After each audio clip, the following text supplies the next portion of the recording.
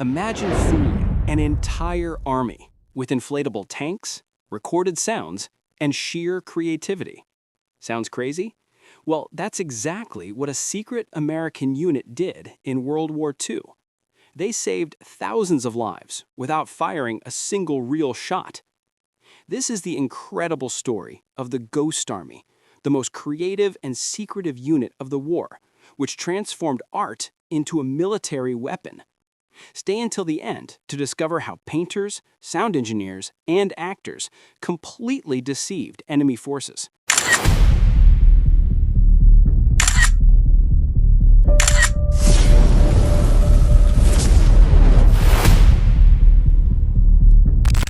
In early 1944, World War II was at its most critical point. The Allies were planning the invasion of Europe, but faced a gigantic problem: how to protect the actual troops while executing risky maneuvers. It was then that an American Army engineer presented a proposal that seemed completely crazy. The idea was to create an entire military unit dedicated exclusively to deception. They wouldn't fight, they wouldn't fire real weapons. They would only deceive the enemy into believing that large forces were present where in reality there were none. Many generals laughed at the proposal. How could a group of artists and sound technicians make a difference in a world war? But some visionaries saw the potential. Colonel Billy Harris and Major Ralph Ingersoll defended the project tooth and nail. They argued that deception had always been part of warfare, since ancient times. The Trojan horse was not a traditional battle, but it changed history. Why not apply creativity on an industrial scale? The proposal reached the highest echelons of the Allied command. Surprisingly, it received approval. In January 1944, the 23rd Special Troop was officially born, which would later be known as the Ghost Army. Its mission was simple in theory, but extremely complex in practice: to create military illusions so convincing that the enemy would divert resources, change strategies, and make fatal mistakes. The recruitment process began in an unusual way. Instead of looking for experienced combat soldiers, recruiters visited art schools, design studios, theaters, and universities. They sought painters, sculptors, graphic designers, sound engineers, actors, and anyone with creative talent. Many of those recruited had never even held a weapon before. Among the first volunteers were names that would later become famous in the art world: Ellsworth Kelly, who would become one of the greatest American abstract painters; Bill Blass, a future icon of world fashion; Art Kane, who would revolutionize fashion photography. They never imagined that their artistic talents would be used to save lives on battlefields. The training was unlike any other in the Army.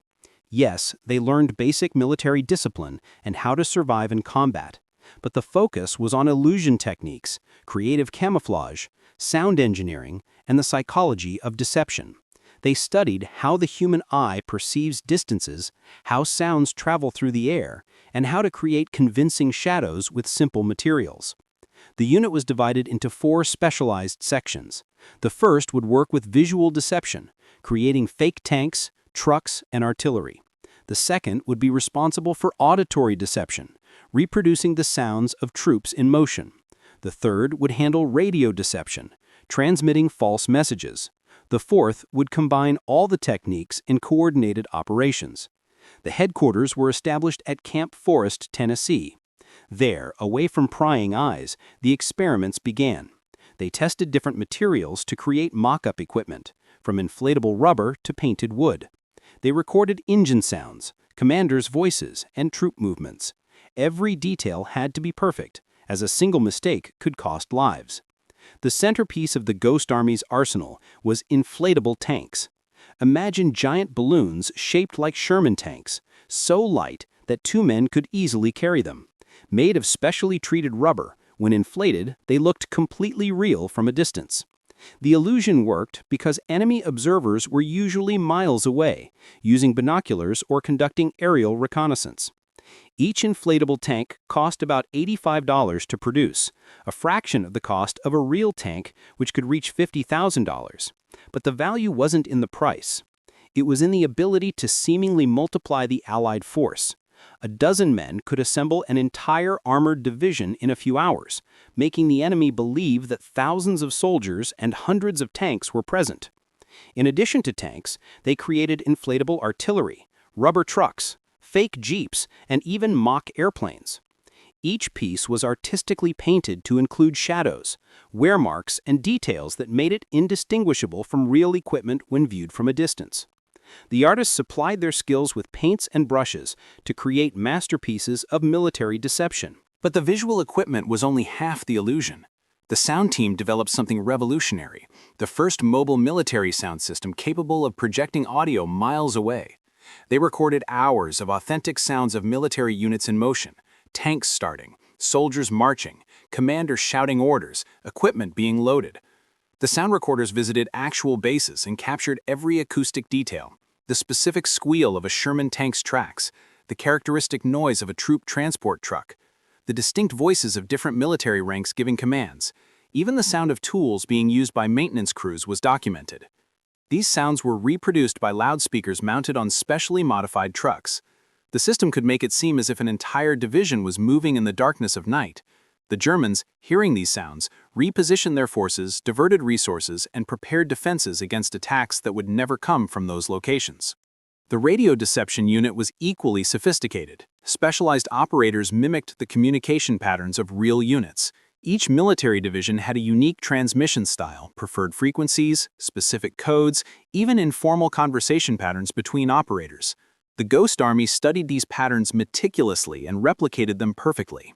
When impersonating a particular division, they transmitted exactly as that division would transmit: false requests for supplies, fictitious movement reports, inquiries about march routes, everything carefully crafted to create a convincing narrative. Enemy radio interceptors, listening to these transmissions, marked maps with positions that were completely false. The visual deception was perfected through theatrical techniques. Uniforms bearing the insignia of famous units were deliberately worn in areas where enemy spies could observe. Fake commanders were seen in jeeps, creating the impression that important generals were in the region. Soldiers talked loudly in local bars about fictitious troop movements, knowing that informants would pass on this information. Even fake shoulder patches were created. Each military division wore a unique symbol on its uniforms. The Ghost Army produced thousands of patches for units that were actually hundreds of miles away. When locals saw these symbols, they reported them to enemy intelligence networks, which updated their estimates of where Allied forces were concentrated. In June 1944, the Ghost Army crossed the Atlantic towards Europe. 2 weeks after D-Day, they landed in Normandy. The scene was one of total destruction. Beaches still scarred by battle, destroyed vehicles, the smell of smoke in the air. For many of these artists and creatives, it was their first real encounter with the brutality of war. They didn't have time to adjust. The first mission came quickly. They needed to make the Germans believe that an entire division was preparing to attack near Saint-Lô, while the real troops secretly moved to another position. It was a trial by fire. If they failed, thousands of real soldiers could die. The operation began at nightfall. Trucks transported the inflatable tanks to the designated area. In the dark, teams worked frantically inflating the fake vehicles. Each tank took about 15 minutes to be fully assembled. They needed speed, but also precision. An unnaturally positioned tank would be a warning sign for enemy aerial reconnaissance. While setting up the visual scene, the sound technicians positioned their loudspeakers in strategic locations. They began by playing camp sounds, soldiers' voices, equipment being unloaded, engines starting and stopping. The soundtrack of a military presence. In the distance, through the darkness, it seemed as if thousands of men were really there. Simultaneously, the radio operators began transmissions. They pretended to be the 2nd Armored Division, a real unit that was actually quite a far away. They used the correct codes, the appropriate frequencies, the authentic communication patterns. Any German interceptor listening to those transmissions would conclude that the 2nd Armored Division was preparing for a major attack. Throughout the following day, they maintained the illusion. Soldiers of the Ghost Army moved visibly through the area, wearing the patches of the 2nd Division. They created constant movement and activity. They knew that German reconnaissance planes would be flying over the region. They needed to put on a convincing show. The tension was immense. They were in still contested territory, close to enemy lines, with equipment that couldn't fire a live round. If German troops discovered the deception and attacked, they would be completely vulnerable. They only had light weapons for personal defense against an enemy that could arrive with tanks and heavy artillery. On the second day, German reconnaissance planes appeared. They flew over the area several times, photographing everything. This was the crucial moment. Would the inflatable tanks withstand the scrutiny of aerial cameras? Did the position seem natural enough? Was the simulated activity convincing? Hours later, through Allied radio intercepts, the first confirmations came. The Germans had swallowed the bait completely. Enemy reports mentioned a large concentration of armored forces exactly where the Ghost Army was operating. German commanders ordered artillery to be directed to that area. Troops were repositioned to defend against the imminent attack. Meanwhile, the Royal Division executed its maneuver undetected. It attacked from a completely unexpected direction, catching the Germans totally unprepared. The operation was a resounding success. The Ghost Army had proven its worth, not with bullets or bombs, but with creativity and intelligence. Back at their temporary camp, the unit celebrated quietly. They had saved lives without shedding blood, but there was no time for rest. Orders were already arriving for the next operation. The success of the first mission meant they would be used repeatedly in subsequent campaigns.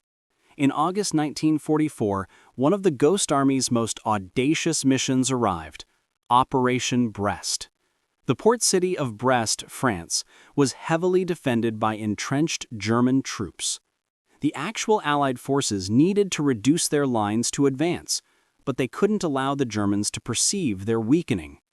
The Ghost Army was tasked with creating the illusion that not just one, but two entire divisions remained in the area. In reality, these divisions were being secretly withdrawn to fight elsewhere.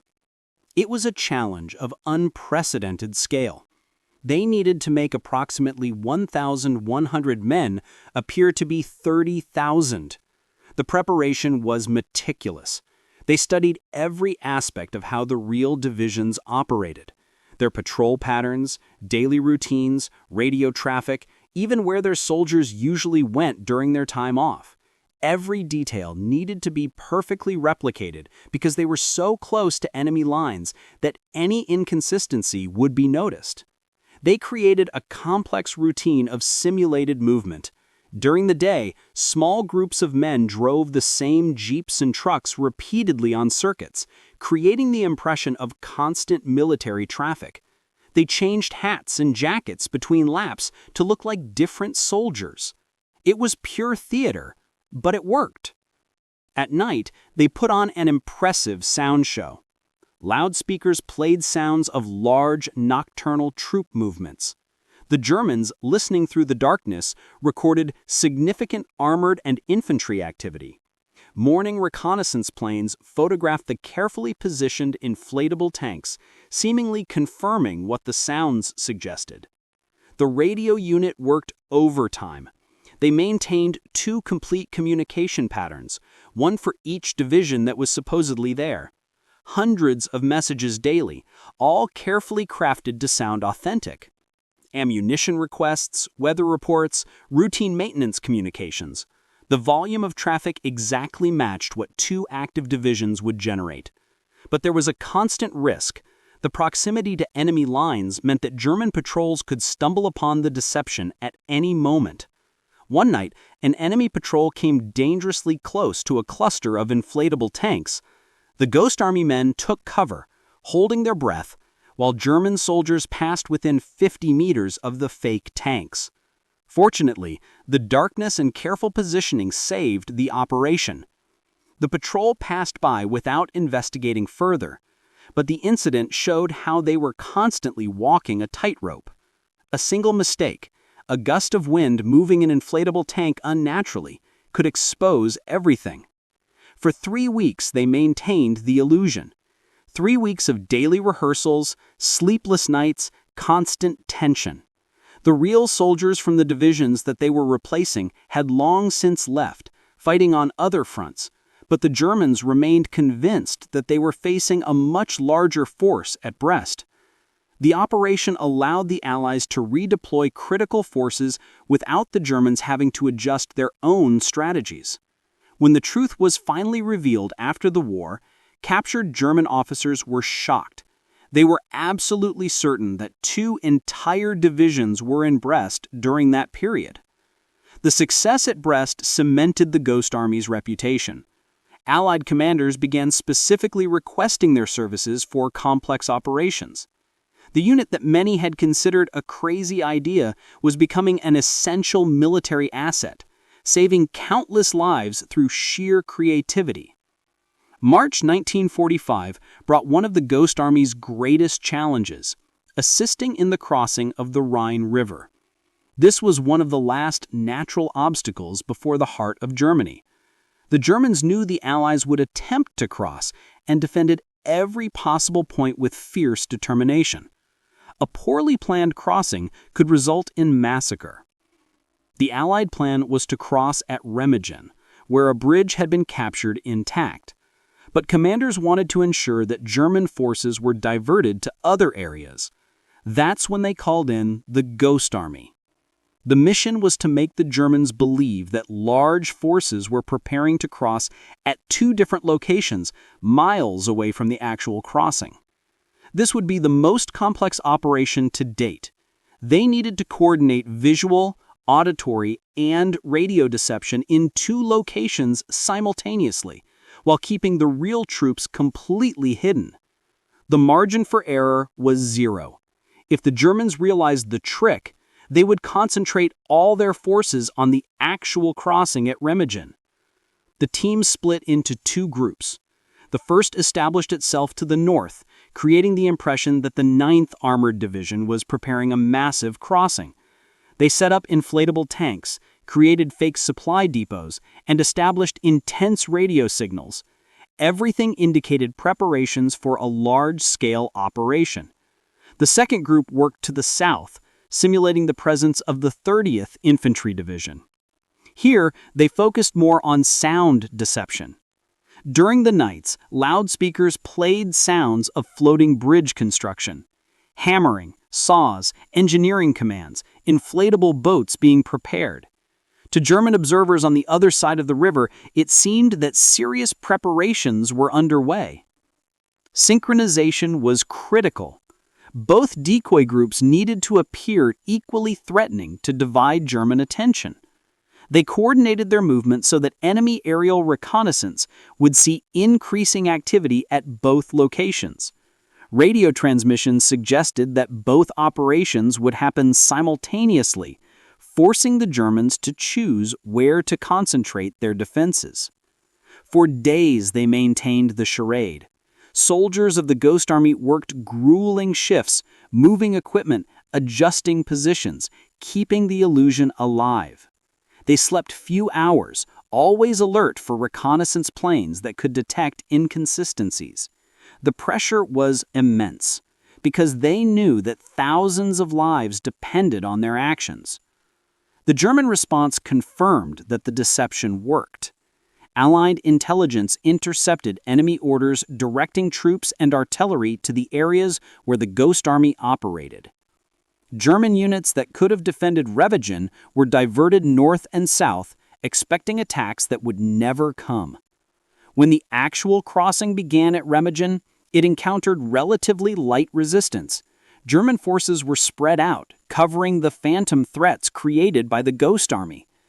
Thousands of Allied soldiers crossed the Rhine with minimal losses. It was one of the greatest successes of military deception in modern history. Only after Allied forces were firmly established on the other side did the Ghost Army dismantle its illusions. They deflated the tanks, silenced the loudspeakers, and ended the false transmissions.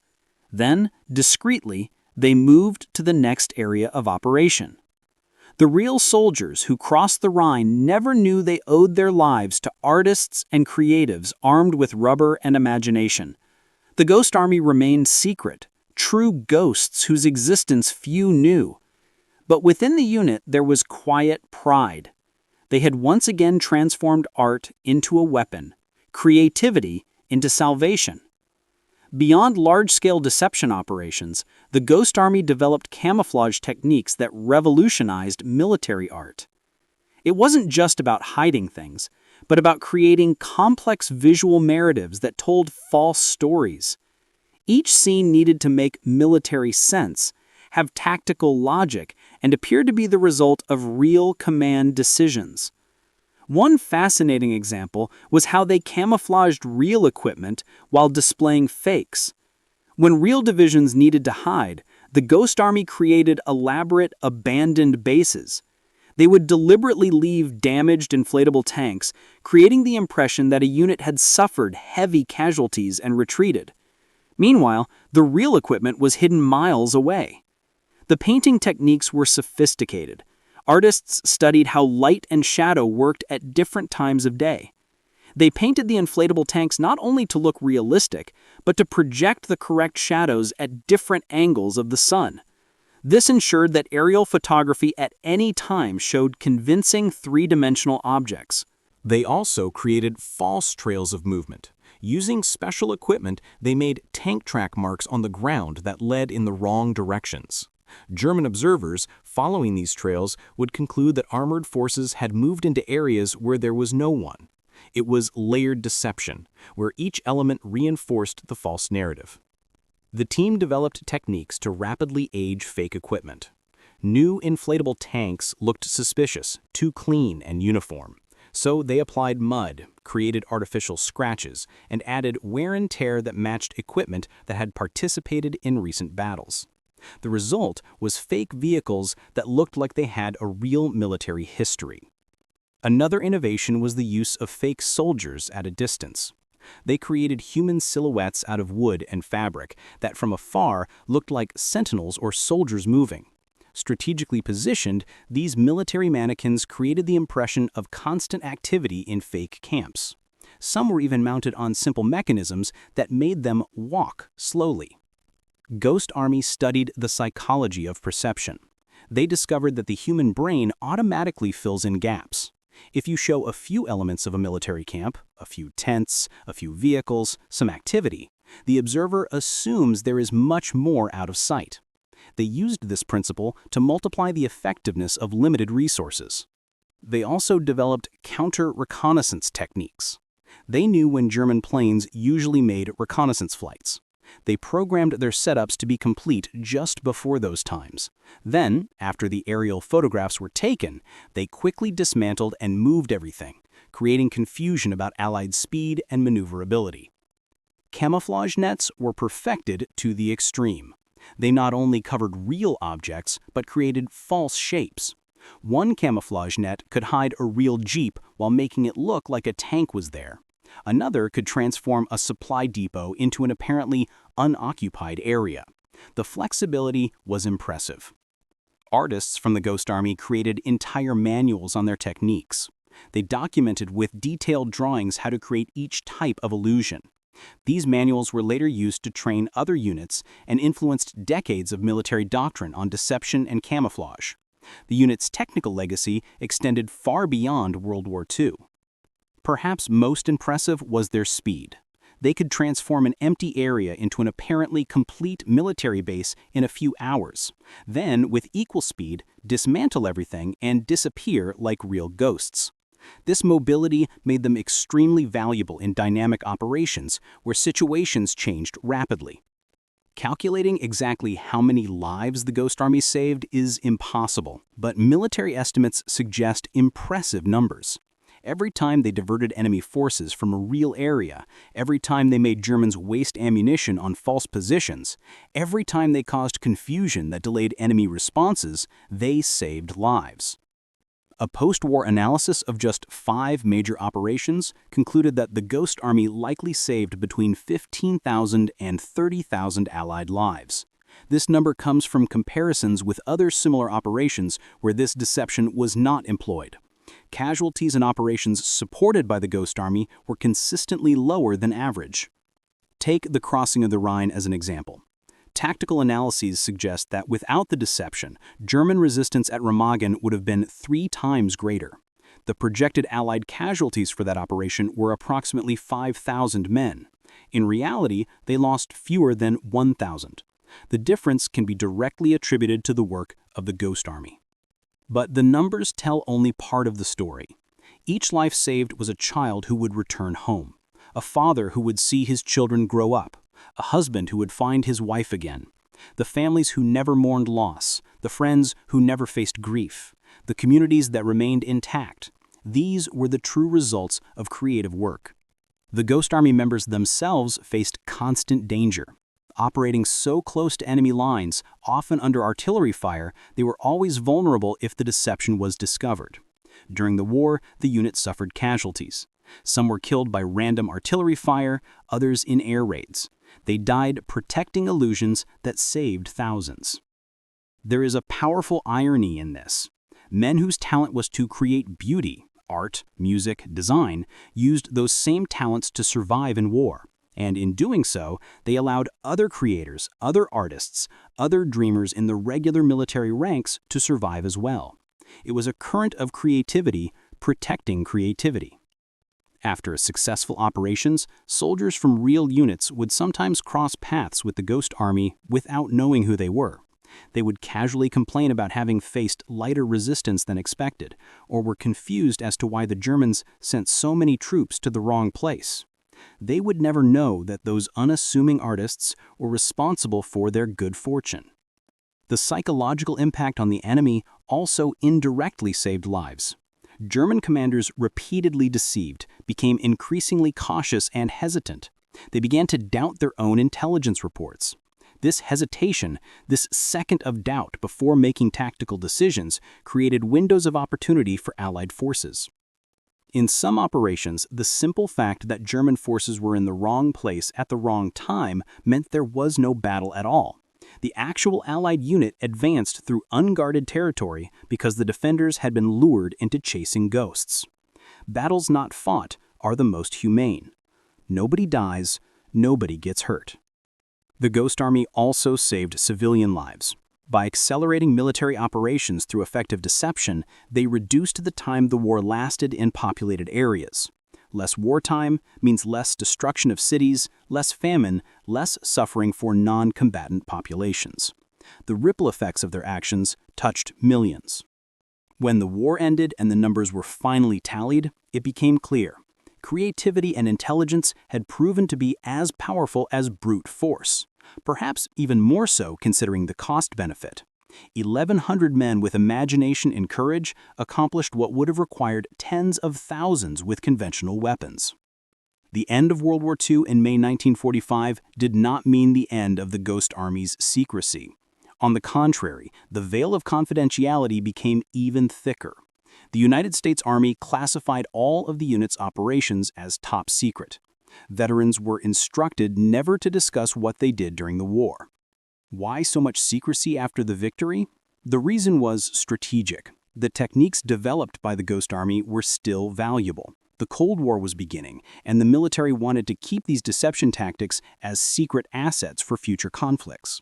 If potential adversaries knew exactly how the illusions were created, they would develop countermeasures. The veterans returned home carrying incredible stories they couldn't share. Imagine the artist Ellsworth Kelly in New York City, working on his groundbreaking abstract paintings, keeping secrets of how he used those same skills to deceive entire armies. Or Bill Blass designing haute couture clothing, remembering when he used to design fake uniform patches. For decades, family gatherings where veterans shared stories were frustrating for members of the Ghost Army. When asked about the war, they could only give vague answers. I worked in logistics, or I was in special operations. Their families never fully understood what they had done, the silent heroism they had demonstrated. Some veterans broke their oath of secrecy and told spouses or children. But even those stories remained within families. There was no public documentation, no mention in history books, no official acknowledgement. To the outside world, the Ghost Army simply did not exist. The government kept the documents classified for 40 years.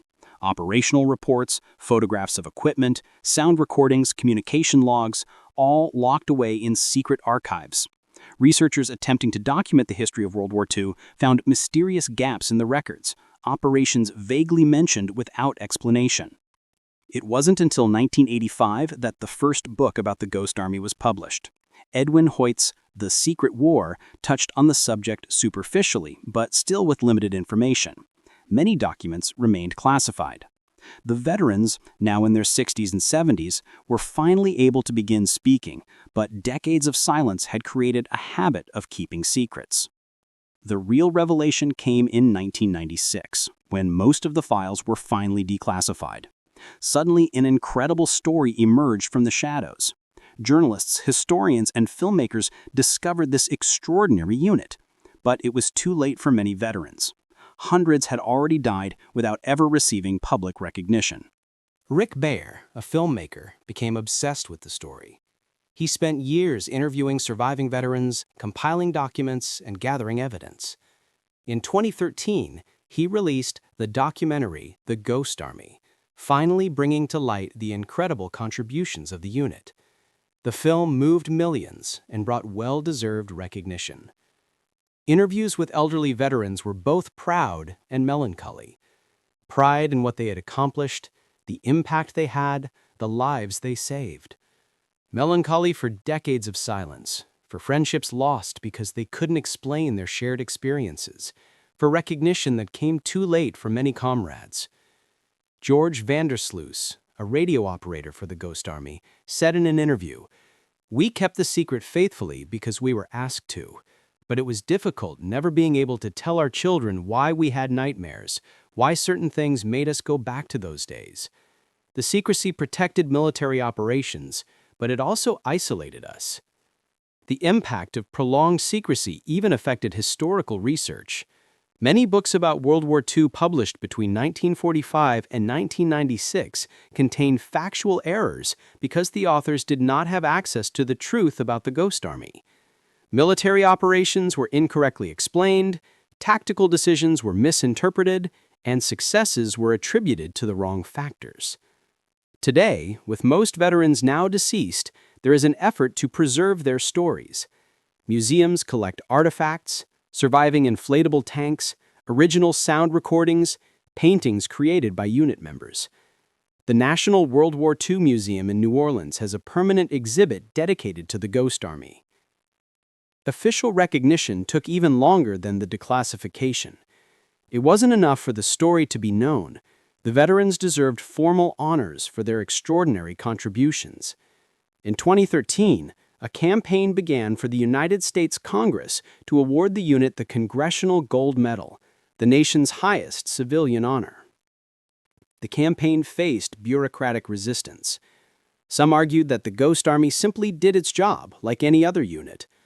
Others questioned whether deception should be celebrated in the same way as courage in traditional combat. Veterans and supporters fought for years to change these perspectives. In 2022, victory finally came. President Joe Biden signed legislation awarding the Congressional Gold Medal to the Ghost Army. The ceremony was emotional. Only about 10 veterans were still alive to witness the moment. They sat in the front row, some in wheelchairs, now over 90 years old, finally receiving the recognition they deserved. Bernard Bluestein, one of the last survivors, spoke at the ceremony. "We waited 77 years for this day. Many of my friends, my brothers who served with me, are gone now. I accept this medal on their behalf, on behalf of the artists and dreamers who used creativity as a weapon and saved so many lives." The impact of Ghost Army on modern military thinking is profound. Their techniques influenced military deception doctrine that is still taught in military academies around the world. The principles they developed, using multiple layers of illusion, coordinating visual and electronic deception, studying enemy psychology, are fundamental in contemporary operations.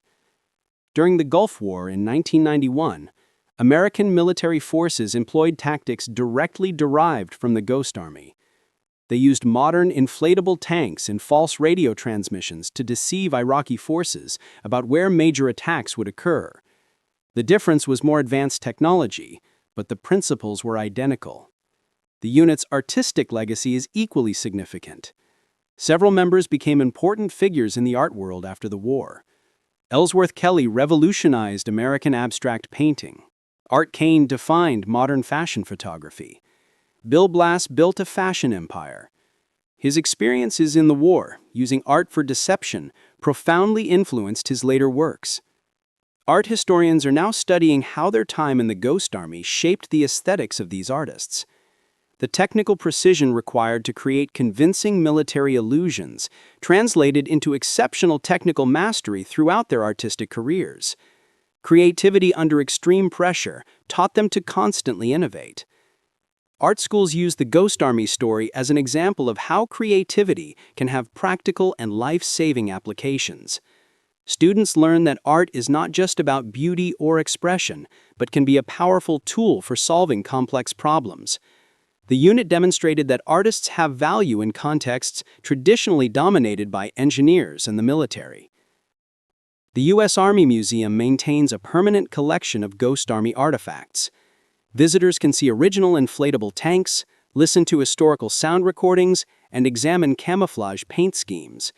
For many visitors, especially young people, discovering this little-known history is a revelation. Documentaries, books, and even Hollywood film proposals continue to explore the story. Each new generation discovers this incredible story and is fascinated. It's a perfect narrative. Ordinary people doing extraordinary things. Creativity overcoming brute force. Intelligence triumphing over violence. Veterans of other wars often cite the Ghost Army as an inspiration. The idea that you don't have to kill to serve your country, that intelligence and creativity are valid forms of heroism resonates deeply. In a world weary of conflict, the story offers a different model of military service. The story of the Ghost Army transcends World War II and offers timeless lessons about creativity, courage, and the power of ideas. First and foremost, it challenges our conception of heroism. Heroes don't need to fire weapons or carry combat medals.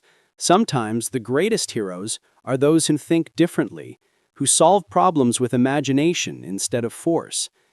The unit proved that investing in creativity yields immense returns. The total cost of equipping and operating the Ghost Army throughout the war was less than the cost of some traditional battles, but the impact was potentially greater. It's a powerful lesson for leaders in any field. Creative solutions often surpass conventional approaches in efficiency and effectiveness. Another lesson is about valuing diverse talents. The Army initially wanted only traditional combat soldiers. Who would have imagined that painters, designers, and actors could be decisive military assets?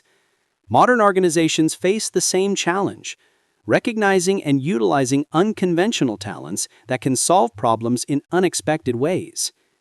The importance of multidisciplinary teams is evident in the story of Ghost Army. Visual artists, sound engineers, radio operators, actors, none alone could create the necessary complex illusions. Working together, each contributing their unique expertise, they achieved the impossible. True collaboration multiplies individual capabilities. History also teaches us about unconventional courage. The members of the Ghost Army faced constant danger armed only with inflators and paint. They knew that if they were discovered, they would be completely vulnerable. Even so, they operated repeatedly just meters from enemy lines. Courage is not just carrying a weapon, it is also doing vital work under constant threat without traditional means of defense.